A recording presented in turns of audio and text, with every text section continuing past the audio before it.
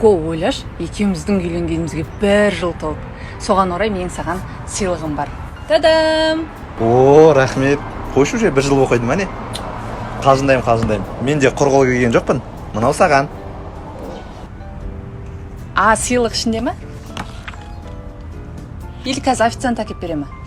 Жоқ, сыйлық осы. Дико, мен саған iPhone сыйладым ғой, неге маған кітап беріп отырсың? Жансая, бұл жай ғана кітап емес, Абай атамыздың қара сөздері ғой. Мен сонда да мен саған жаңа iPhone беріп отырмын.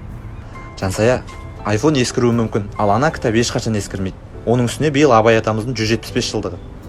Бірақ Дико, дұрыс айтасың. Негізі менде кітап сыйлауым керек. Онда сен iPhone-ды бере сал, мен сосын саған кітап беремін. Жо, менде қала берсін, онлайн кітаптар жазып ала салам ғой.